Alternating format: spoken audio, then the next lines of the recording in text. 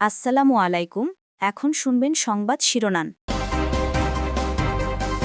গুমের অভিযোগে পরোয়ানাভুক্ত 15 সেনা সদস্য হেফাজতে, জানালো সেনাবাহিনী। মেজর জেনারেল কবির নিখোঁজ, ট্রাইব্যুনালকে সর্বাত্মক সহযোগিতা করছে বাহিনী।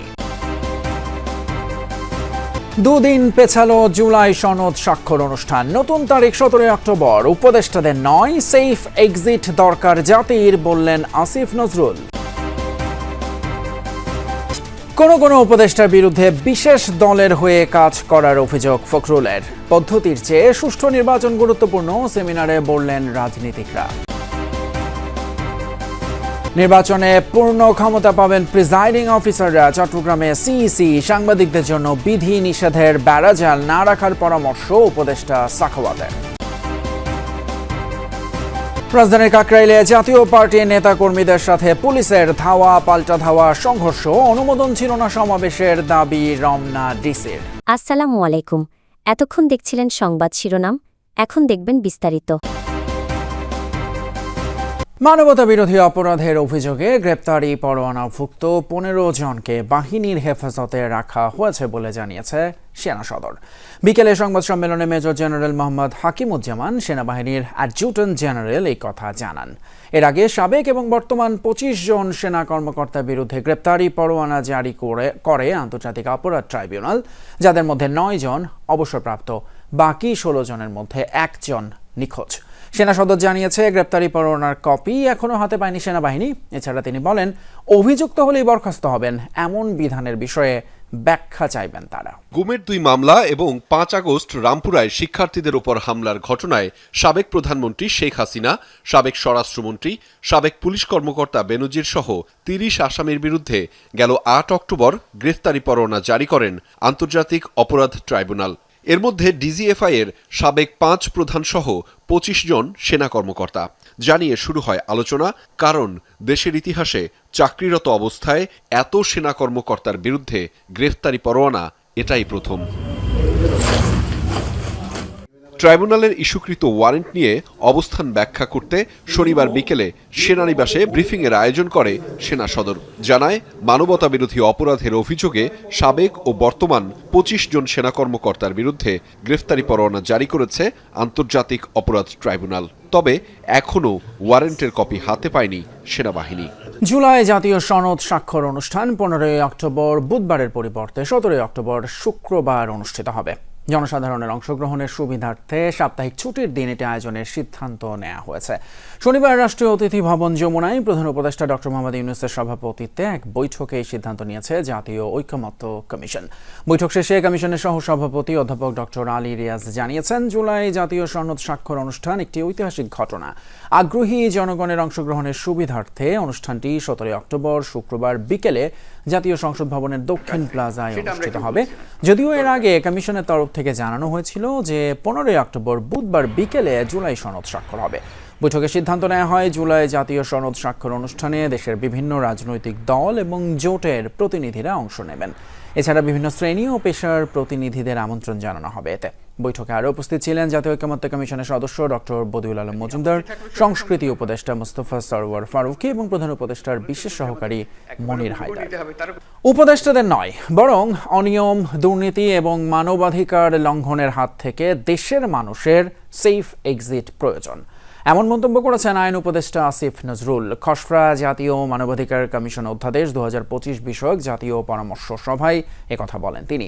এ সময় গৃহায়ন এবং গণপূর্ত উপদেষ্টা আদিলুর রহমান খান বলেন, আগের মতো গুম, খুন, নির্যাতনের সংস্কৃতি থেকে বেরিয়ে আসতে ভেঙে পড়া প্রতিষ্ঠানগুলোকে দাঁড় করাতে হবে। এদিকে নির্বাচনে পিআর পদ্ধতির দাবির বিষয়টি ছেড়ে দিতে হবে জনগণের কাছে। কোনো দলের দাবি পূরণ না হলে আলোচনা অর্থহীন, এমন রাজনৈতিক অবস্থান গণতান্ত্রিক আচরণ নয়। এই মন্তব্য করেছেন বিএনপির স্থায়ী কমিটির সদস্য আমির খসরু মাহমুদ চৌধুরী। অন্যদিকে জামায়াত ইসলামীর সহকারী সেক্রেটারি জেনারেল হামিদুর রহমান আজাদ বলেছেন, নির্বাচন ব্যবস্থা ত্রুটি মুক্ত করতে পিআর পদ্ধতিতে নির্বাচন জরুরি। রাজধানীর কসমোস সেন্টারে পিআর পদ্ধতির নির্বাচন সমালোচনা দৃষ্টিভঙ্গি শীর্ষক সেমিনার। বাংলাদেশের সংখ্যানুপাতিক প্রতিনিধিত্ব বা প্রপোর্শনাল রিপ্রেজেন্টেশন, সংক্ষেপে পিআর পদ্ধতি নিয়ে পক্ষে বিপক্ষে যুক্তি তুলে ধরেন বিভিন্ন রাজনৈতিক দলের শীর্ষ নেতৃবৃন্দ। তো সেই শাসন নির্বাচন ব্যবস্থায় কালো টাকার প্রভাব, সহিংসতা আর অনিয়মের কথা তুলে ধরে এ থেকে উত্তরণের উপায় হিসেবে পিআর পদ্ধতির পক্ষে মত দেয় জামায়াতে ইসলামের সহকারী সেক্রেটারি জেনারেল। তাহলে বাংলাদেশে আসলে ইলেকশনগুলো এরকম কলঙ্কিত অধ্যায় রচনা করেছে নির্বাচন। এই জন্য আমরা মনে করেছি যেসব ডিফেক্টগুলো আছে, এই ডিফেক্টগুলো থেকে যদি আমাদের ইলেকশন পদ্ধতি বা সিস্টেমটাকে যদি মুক্ত করতে হয়, একটা ভালো নির্বাচন পদ্ধতি যদি অ্যাডাপ্ট করতে হয়, তাহলে আমাদের পিআর পদ্ধতি, যেটা আমরা সংখ্যানুপাতিক ভিত্তিক নির্বাচনটা প্রপোজ করেছি। জাতীয় পার্টির সমাবেশকে কেন্দ্র করে আবারও উত্তেজনা ছড়িয়েছে রাজধানীর কাকরাইলে। পুলিশের সঙ্গে নেতাকর্মীদের ধাওয়া পাল্টা ধাওয়ার ঘটনা ঘটে। এ সময় টিয়ার শেল এবং সাউন্ড গ্রেনেড নিক্ষেপ করে পরিস্থিতি নিয়ন্ত্রণে আনে পুলিশ।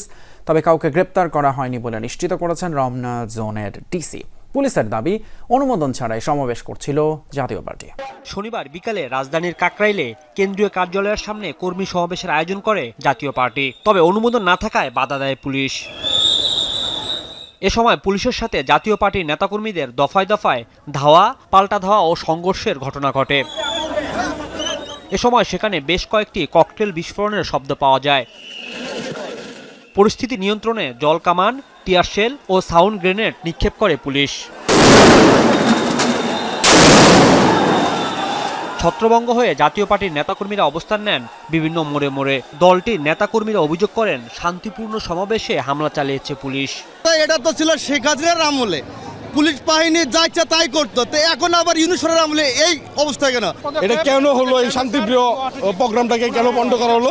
তার আমরা সুষ্ঠু বিচার চাই। যে সরকারের ছত্রছায়ায় আমাদের হয়তো আক্রমণ করা হয়েছে। পুলিশ যখন দেখলো এখানে অনেক লোকের সমাগম হয়েছে, সেখানে সাউন্ড গ্রেড দেওয়াটা অত্যন্ত অপেশাদার আচরণ, অনেকে পদদলিত হয়ে মারা যেতে পারত।